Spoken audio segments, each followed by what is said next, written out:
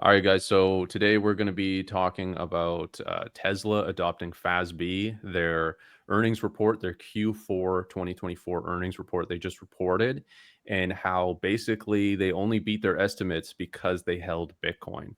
And I'm going to share a little document here that I created. It shows that their Q4 earnings was 1.6 billion, and zero point 0.6 billion or 600 million of that was just a profit from the Bitcoin holdings they have, which accounted for 26% of their profits. And they would have missed, if they hadn't had that, they would have missed by 25%. So just wanted to kind of get your thoughts on that. I mean, there's implications to what this means for other companies adopting it, right? Like MicroStrategy holds, we can see here they hold an estimate of 11,509 Bitcoin. What does MicroStrategy hold right now? 461,000 roughly. Like I think it's it's 45 crazy. times. Yeah. Yeah, that's crazy. Their MicroStrategy is basically going to be just writing up their balance sheet based on Bitcoin, and that's the main thing. Do you guys know if their business makes a profit?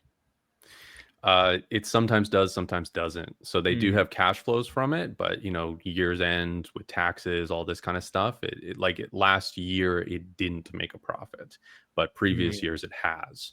So it just depends on a couple different things. So yeah, it really is like investment income is where their profits are going to be coming from.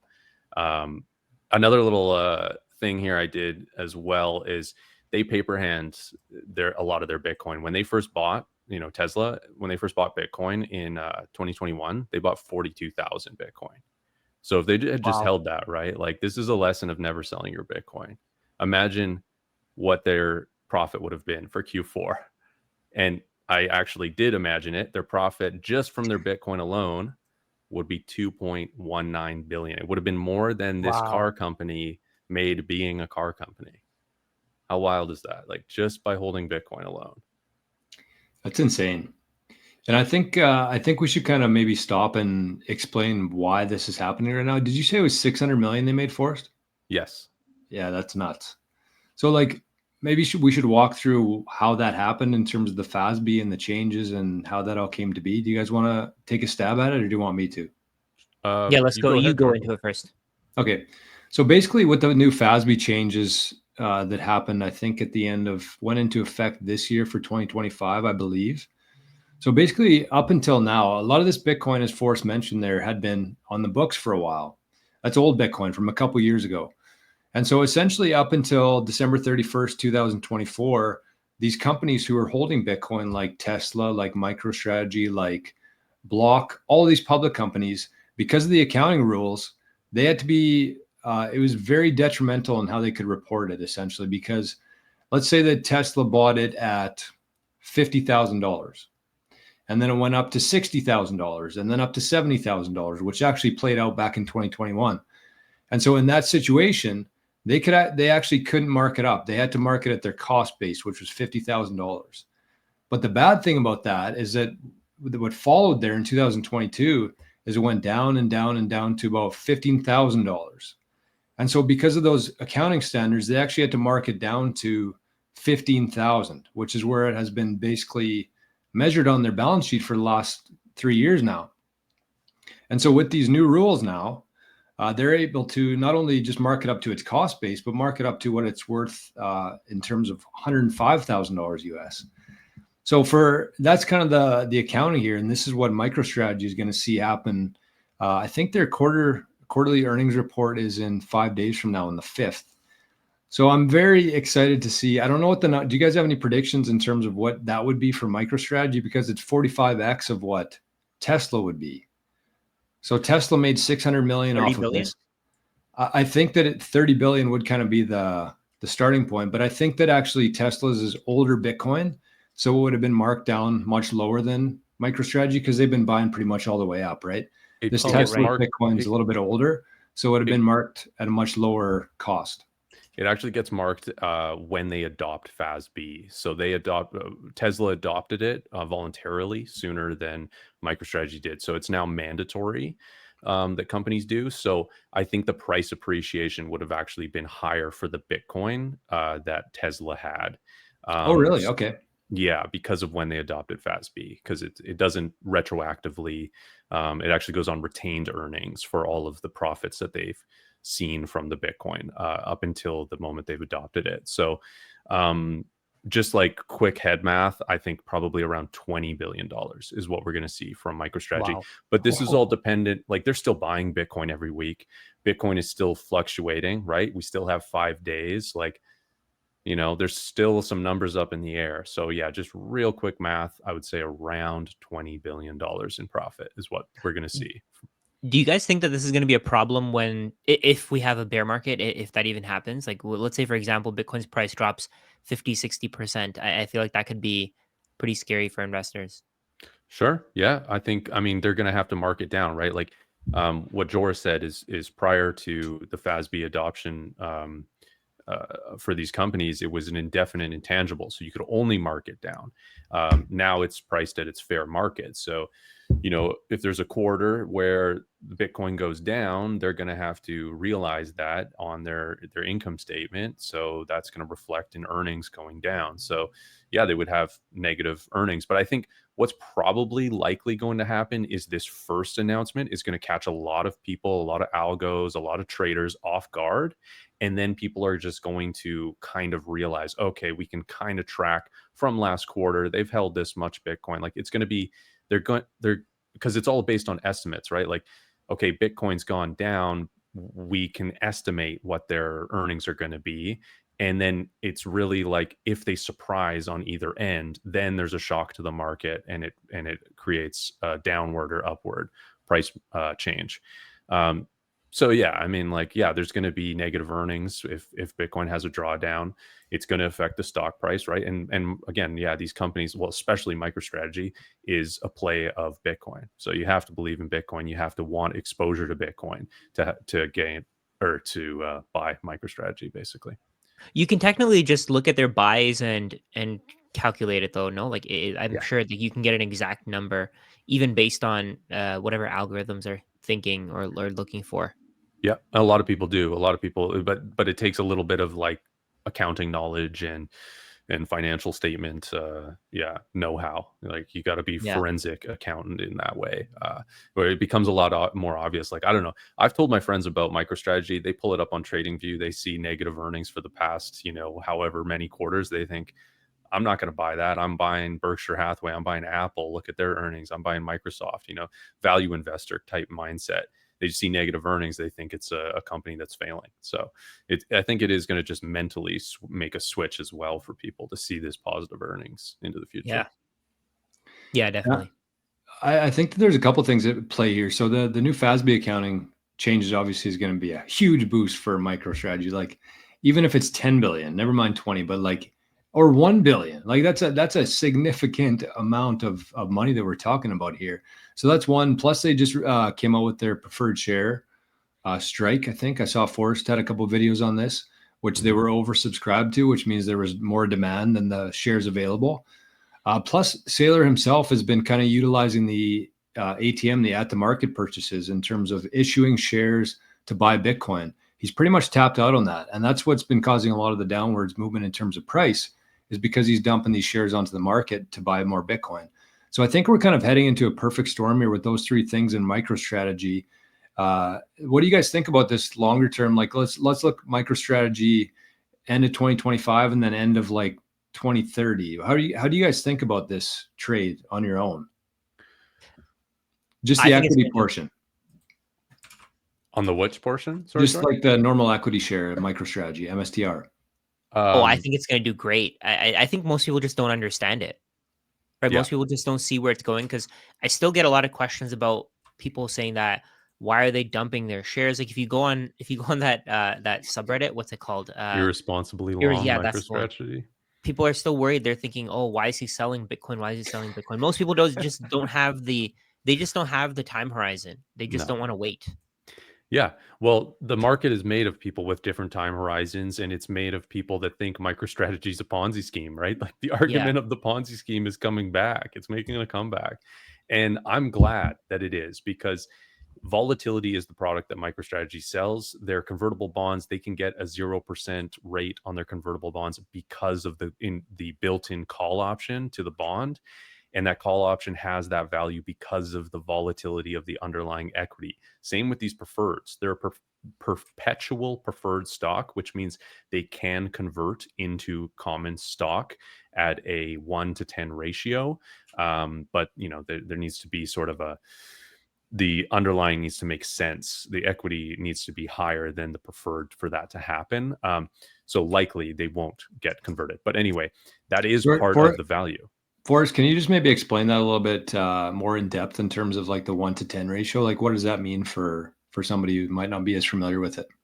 Sure. So you would have to own 10 preferred shares to convert into one underlying common share.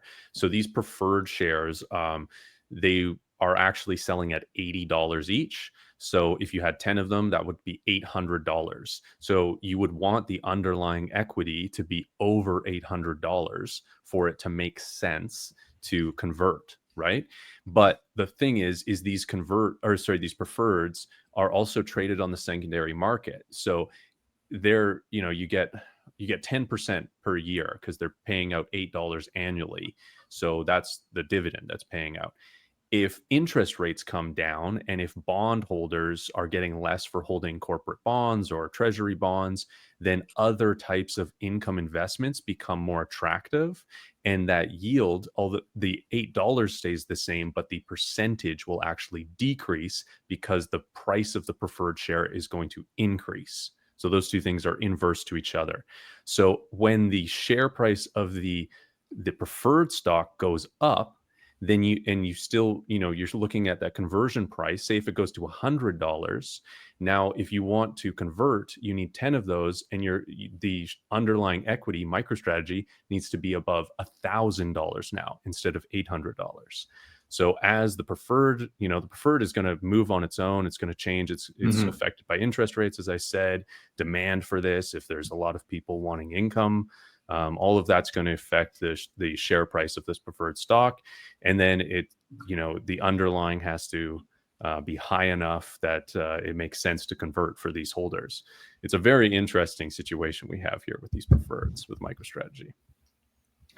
Is it ever? And I think that as a whole here, between Bitcoin and MicroStrategy, I think between the things we talked about already, the preferred, we don't have to get into it again. But the other thing I'm really excited about here in terms of Bitcoin and MicroStrategy is that we're starting to see this AI technology thing really make some companies not as attractive as we thought it was. And I'm thinking about like NVIDIA, where there's a lot of people who own NVIDIA without even knowing that they own NVIDIA through these different index funds and S&P. And then Apple would be another one too. But then Tether as well, who just announced that USDT is going to be compatible with Bitcoin now on the Lightning Network. And so the reason I say Tether is because they're a company who made $10 billion in profit in a year with a very small amount of employees. So between all this technical innovation, it's really making things fall. The prices of everything fall. As technology improves, technology gets cheaper and cheaper. And so all of these have a big premium on them. If we're talking about Apple, if we're talking about NVIDIA, all of these, and then we get a little bit further into like Visa, MasterCard, all of these are at a big premium because that was kind of the only place for capital to go to, the ones who wanted the equity side of things. So I just see that a lot of that capital is going to start flowing into these things like Bitcoin that isn't really affected by the advancement in technology. In fact, it's more of like a bullish case for it by holding Bitcoin. So it's exciting. I was looking at for Apple, as you just mentioned Apple. I was looking at some stats for them. So their Q1 revenue is 124.3 billion. Their Q1 revenue in 2022 was 123.9 billion. So it's barely gone up, 0.3% growth. Yeah. And inflation, think about how high inflation's been in that time. Yeah, it's negative growth based on inflation. I mean, they need Bitcoin more than they realize, I think. I think that's the thing that most people don't see. Any company, any business, anything can be disrupted, but Bitcoin can't. Yeah. Like you can, there's probably going to be some company that comes out that makes a better Tesla or a better car. There's going to be a company that comes out with that makes a better phone. There's going to be a company that comes out that makes better computers, better chips.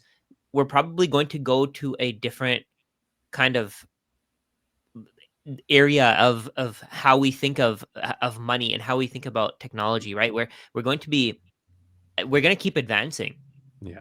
And that's just going to make things cheaper and cheaper and cheaper. Like with DeepSeek, for example, with NVIDIA dropping how Exactly. much, right? Yeah. It's just going to make things easier and easier to make. We're going to have more and more abundance. We're going to see the number. So I think this is something that a lot of people ask me about. Why would Bitcoin's price keep going up if we keep getting more and more abundance? Because that Bitcoin can be used to pay for more and more things.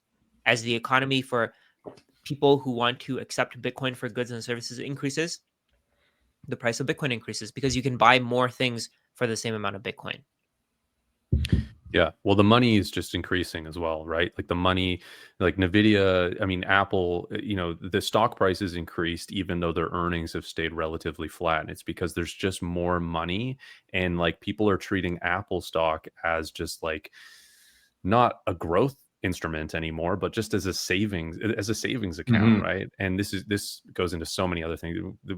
We're treating so many things we shouldn't as savings accounts, whereas Bitcoin is perfect savings technology, and it's just going to take from everything. There's going to be more money creation with banks being able to lend against Bitcoin. There's literally going to be money digitally created out of thin air to buy more Bitcoin. Like a lot of capital creation is going to happen to actually buy Bitcoin. It's getting out of hand. How much of a value proposition Bitcoin is compared to everything else. It really is. And I think that the one thing that I was thinking about the other day, because if you just keep going along the lines of like, okay, AI is getting better, things are getting cheaper, Bitcoin is going to be the best place to store your value versus like an NVIDIA versus Apple. So you store it there for a while. But where it's going to get really interesting here is I was kind of thinking through a scenario here where, because everything's so cheap to produce now in terms of the technology that we have with AI, like Jeff Booth says, how much does it cost to write a line of code, and then a million lines of code? So you're going to start to see companies where they create this technology. It's doing services for people online, like the AI vending machines, essentially, where you can pay different AIs to do different tasks for you. And so somebody starts creating these AI bots that can help make your day better, help you with your work. And they're obviously going to take Bitcoin because they're not going to start, deciding who's in what country. But the nice thing about that is too, like if you just put yourself in that position and say, okay, I know what I'm doing here. I'm going to make a bunch of AI bots essentially, or tools that can help people. I'm going to charge them Bitcoin, and I'm just going to set up this anonymous Bitcoin wallet over here. And every time one of these AI agents gets paid, it's just going to flow into this completely anonymous Bitcoin wallet here. And it's like, how do you stop that? How do you compete against that? There's really nothing else that really compares to that right now. So it's just, again, it's a perfect storm of everything that's building up into, why should I have a bit of Bitcoin here? It just doesn't make any sense not to at this point. Definitely. Yeah, and it'll make less and less sense as we go on, because the price is going to keep going up. There's going to be more and more people with exposure, meaning there's more depth to the market, more liquidity, easier to sell whenever you want to. I'm assuming it'll get easier to transfer your Bitcoin. Let's say we have Lightning today, it'll just get better and better. Yes. It's not like it's going to get worse. So yes. Yeah. That's exciting. So I think we'll leave this one here, boys. So thanks for the inputs on this, everybody. If you're watching this, if you're enjoying these shows, we don't have a name. Yeah, we might never have a name. We're just three guys from Canada here who like talking about Bitcoin and playing out different scenarios in our amongst each other. So thanks for watching, and you can find all the information about our channels in the video or in the show notes below. So thanks, everybody.